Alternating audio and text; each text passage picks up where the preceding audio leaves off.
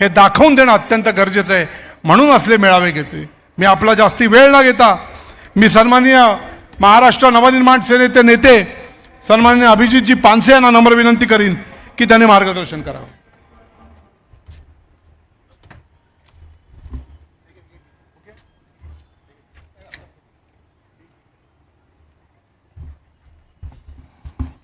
ते महाराष्ट्र सरकारसारखं झालं. एक पाय लंगडतोय, दुसरा भलतीकडे चाललाय, तरी दिल्लीची कुबडी घेऊन चालावं लागतंय. सन्माननीय राजसाहेबांना वंदन करून तुमच्यासमोर बोलतो. सर्वप्रथम गुढीपाडव्याच्या तुम्हाला मनापासून नववर्षाच्या शुभेच्छा.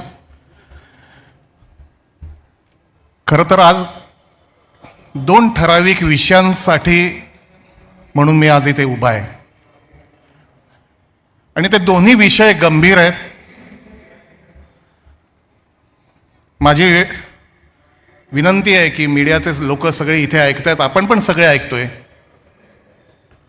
खरं एका विषयात मला मीडियाच्या लोकांचं खूप कौतुक करायचं आहे की जेव्हा हिंदी सक्तीचा विषय आला तेव्हा ज्या तळमळीने मराठी वृत्तनिवेदकांनी आणि मराठी चॅनल्सनी हिंदी सक्तीच्या विरोधात जी भूमिका लढवत ठेवली, जी भूमिका मांडली, त्याबद्दल मनापासून अभिनंदन करायला पाहिजे. तशाच पद्धतीचा एक विषय मला आज एक दोन विषय मांडायचे आहेत. लहान मुलांच्या शिक्षणाच्या बाबतीतला एक विषय महाराष्ट्र नवनिर्माण सेनेने काही वर्षापूर्वी केला होता. ते म्हणजे लहान मुलांच्या दप्तराचा ओझं कमी करण्याचा विषय. मला असं वाटतं 2014 किंवा 14मध्येच वाटतं मला या विषयावर मी त्याच्या आधी एक 7, 8, 10 वर्ष भांडत होतो. अगदी वसंत पुरके जेव्हापासून होते शिक्षण मंत्री तेव्हापासून तो विषय मी जेव्हा माननीय राजसाहेबांना सांगितला तेव्हा ते लगेच म्हणले हा उत्तम आहे. आणि अगदी दुसऱ्या का तिसऱ्या दिवशी सकाळी 7 वाजता त्यावेळेला माननीय मुख्यमंत्री देवेंद्र फडणवीसच होते. त्या दिवशी फडणवीस साहेबांकडे सकाळी 7 वाजता मला प्रेझेंटेशन द्यायला लावलं. तो विषय काय आहे नेमका छोटासा पहिले मी समजावून सांगतो म्हणजे त्याची ग्रॅव्हिटी किंवा त्याचं महत्त्व तुम्हाला कळेल. दप्तराचं ओझं कमी करण्याचं म्हणून मी खास दप्तर घेऊन आलोय, पण दप्तराच्या आतली पुस्तकं मला दाखवायचे. काय लहान मुलांच्या दप्तराचं ओझं किंवा लहान मुलांचा विषय आला तर शासनाचं फार काही लक्ष नसतं. याचं कारण ती मतदार नाहीत बिचारी. या बाबतीत लहान मुलांच्या दप्तराचा ओझं म्हणजे फक्त पालकांना हलकं वाटावं किंवा मुलांना हलकं वाटावं एवढ्यापुरता विषय मर्यादित नाहीये. सायंटिफिकली सायन्स सांगतं की लहान मुलांच्या अंगावर तुम्ही जास्त मेहनत किंवा जास्त वजन दिलं, खांद्यावर वजन दिलं तर त्याच्या बौद्धिक क्षमतेची वाढ कमी वेगाने होते. मी नाही, सायन्स सांगतं. आणि हा वर्षोनवर्ष चघळला गेलेला विषय आहे आणि त्याला काही उत्तर मिळत नव्हतं. आम्ही प्रयत्न करत होतो. एक साधी गोष्ट तुम्हाला समजून सांगते. असं काय रॉकेट सायन्स नाही, अतिशय सोपा विषय आहे. आणि मला खास करून सगळ्यांनी हा विषय उचलून धरावा आणि मीडियासमोर पण हा विषय मला एकदा दाखवायचाच होता. मी एक उदाहरण म्हणून इयत्ता 5वीची पुस्तकं आणलीत. या 5वीला किंवा अगदी दुसरीपासून 1ली, 2रीपासून 8वीपर्यंत 6 ते 7 विषय असतात आणि प्रत्येकाचं एक एक पुस्तक असतं. हे बघा, हे एक मराठीचं, हिंदी, इंग्रजी, गणित, एन्व्हायरमेंटल स्टडीज, ही सगळी बालभारती, ही 6 पुस्तकं ते एवढूसं बाळ आपल्या दप्तरात घेऊन जातात. तेव्हा 6-7 पुस्तकं असतात. खरी 6-7 वया. आता प्रत्येक विषयाची तासिका म्हणजे प्रत्येक विषयाचा पिरियड रोज असतो. तर प्रत्येक दिवशी जूनपासून 14 जूनपासून शाळा जी सुरू होते ते अगदी एप्रिल मला संपेपर्यंत ही एवढी पुस्तकं ते घेऊन जातो, एवढ्या वया घेऊन जातो. आम्ही असा उपाय त्यांना दिला की ही जी सब्जेक्ट वाईज पुस्तकं आहेत, ही मला एका हाताने पकडायला सुद्धा जड होत आहेत, 5वीची, ही जी विषयानुरूप पुस्तकं आहेत ती आम्ही फक्त एक्झाम वाईज केली. म्हणजे काय केलं, युनिट टेस्ट पहिली चाचणी परीक्षा असते, त्याचा पोर्शन ठरलेला असतो ना, अभ्यासक्रम ठरलेला असतो, शासनाने ठरवलेला असतो. आता आपण पहिल्या चाचणीचं उदाहरण घेऊ. पहिल्या चाचणीत समजा इंग्रजीचे 3 धडे आहेत, मराठीचे 3 आहेत, हिंदीचे 2 आहेत, गणिताचे 4 आहेत. काही फार केलं नाही, ते धडे फाडले, एकत्र बाइंडिंग केले आणि त्याचं पहिलं युनिट टेस्टचं फक्त एक पुस्तक बनवलं. त्यामुळे आता जून पासून ते मूल जेव्हा पुस्तक घेऊन जाईल तेव्हा एकच पुस्तक घेऊन जाईल आणि एक वही घेऊन जाईल, ज्याच्यात रकाने पाडून वेगवेगळे विषय त्याच्यात लिही आणि क्षणभरात ते एकंदर दप्तराचं ओझं मुलांचं कमी झालं. मला आनंद वाटतो की ही पुस्तकं मी त्यावेळेला आम्ही सगळ्यांनी, माननीय देवेंद्र फडणवीस त्यावेळी शिक्षण मंत्री विनोद तावडेजी होते, त्यांचे आभार मानले, कारण 14 नंतर तरी 3-4 वर्ष लागली.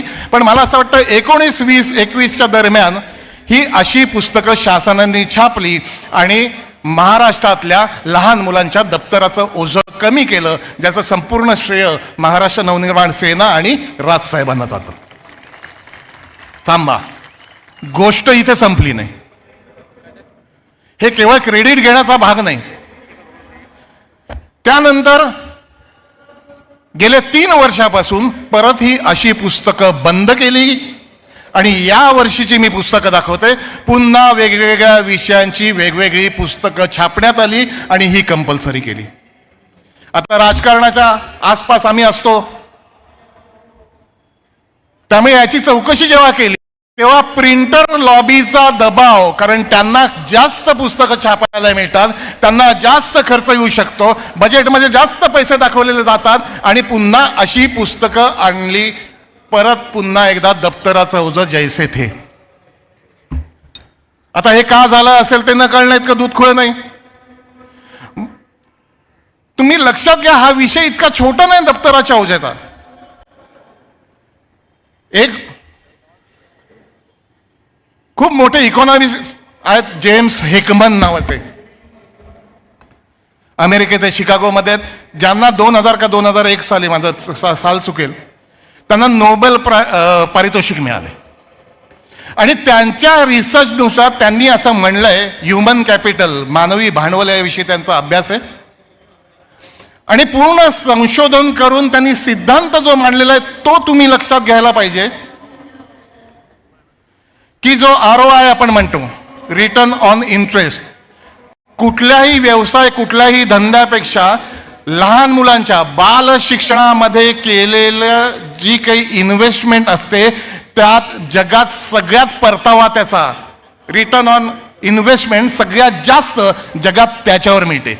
याचा अर्थ लहान मुलांना तुम्ही उत्तम चांगलं शिक्षण जर दिलं तर उद्याचा, त्याचं गणित मांडत बसत नाही, पण उद्याचा देशाचा GDP वाढतो. हा इतका गंभीर प्रश्न आहे, तुम्हाला लक्षात येत नाही. आपण लहान मुलांना दप्तराचा, आपण बाल कामगारांचा कायदा तो याच करता काढला ना, की लहान मुलं तिथे मेहनत करू नये, मेहनतीचं काम केलं तर त्यांच्या मेंदूची वाढ ही प्रमाणबद्ध होत नाही. मग हा काय मूर्खपणा परत चालू केलाय. मला शासनाला, मुख्यमंत्री साहेब, भुसे शालेय शिक्षण मंत्री यांना विनंती करायचंय की या वर्षीपासून पुन्हा एकदा परीक्षानुरूप पुस्तकं आणा, छापा आणि त्या बिचारांच्या चिमुकल्याचं पाठीवरचं ओझं तुम्ही कमी करा. म्हणजे आता या गोष्टीसाठी सुद्धा रस्त्यावर उतरावं लागेल, यासाठी सुद्धा आंदोलन करावं लागेल. केवळ ती मतदार नाहीत किंवा ती तुम्हाला राजकारणात येत नाही म्हणून त्या लहान मुलांचं कोमेजू नका आयुष्य. दुसरा विषय त्यालाच लागू नये. आज आपण मराठी शाळांचा विषय बघतो. मराठी शाळांविषयी आम्ही प्रचंड काम करत असतो, अनेक संस्था करत असतात. मराठी भाषा बंद होण्याचं महत्वाचं कारण इंग्रजी येत नाही, इंग्रजीचा न्यूनगंड. इंग्रजी यायला हवी का? यायला हवी. आता सध्या हिंदी भाषा सक्तीचं बोलत नाही, पण इंग्रजी सुद्धा यायला हवी. माझं असं म्हणणं आहे, अशा जेव्हा मराठी शाळा तयार होतील की जेव्हा 10वीतनं बाहेर पडणारं मूल उत्तम मराठी आणि उत्तम इंग्रजी बोलायला सुरुवात करेल, तेव्हा मला असं वाटतं हा प्रश्न संपेल आणि याची जबाबदारी महाराष्ट्र नवनिर्माण सेना म्हणून आम्ही घ्यायला तयार आहोत. आम्हाला द्याव्यात महानगरपालिकेच्या शाळा. केवळ आम्ही नाही, अनेक तज्ज्ञ लोक याच्यात आपण आणू. आमची मुलं, माझा एक लेख आहे लोकसत्तात, कोणाला हवा असेल तर पाठवेन, की माझी मुलगी इंग्रजी शाळेत शिकते आणि तरीही मला मराठीचा अभिमान आहे. लेख वाचत तुम्हाला कळेल. कुठल्याही प्रकारे उलट सुलट बोलण्याची गरज नाही. एक चांगली शिक्षण पद्धती. आज आपली मुलं SSC मध्ये टाकत नाहीत कारण लोक CBSE ला टाकतात, ICSE ला टाकतात. हा SSC ला न टाकण्याचा भाग एवढाच आहे, SSC ला न टाकण्याचा भाग एवढाच आहे की त्याचा अभ्यासक्रम हल्ली हलका समजतात. त्यामुळे 3 गोष्टींची विनंती मी तुमच्या माध्यमातून, मीडियाच्या माध्यमातून मुख्यमंत्री महोदयांना करीन. पहिली गोष्ट, हे पुस्तकांचं ओझं तुम्ही कमी करा. दुसरी गोष्ट, खरंच आमच्यासारख्या सामाजिक संस्थांना, तज्ञ लोकांना एक 15, 20, 25 शाळा देऊन बघा. विश्वास ठेवा, 10 वर्षात अशा शाळा करू. त्या शाळेत ऍडमिशन घ्यायला मंत्र्यांना फोन करावे लागतील. आणि तिसरी महत्वाची गोष्ट, आज जेव्हा नॅशनल एज्युकेशन पॉलिसी आलेली आहे, कला, क्रीडा आणि अभ्यास एकत्र करण्याचं मोदीजींनी केलेली आहे, उत्तम आहे. त्या पॉलिसीनुसार, ती पॉलिसी आता दुर्दैवाने कोणाला कळत नाही, पण SSC, HSC याचा अभ्यासक्रम पुढच्या 3 वर्षांपर्यंत एक समिती नेमा, ज्याच्या रोजच्या मीटिंग करा आणि एक नाविन्यपूर्ण नवं शिक्षणाचं नवं बीज असलेला नवीन अभ्यासक्रम तयार करण्याची तजवीज करा. मला असं वाटतं, बाल शिक्षणापासून तर ग्रॅज्युएशनपर्यंतचं शिक्षण बदललं तर या देशात आपल्या लहान मुलांचं काही भवितव्य आहे. धन्यवाद. जय हिंद, जय महाराष्ट्र.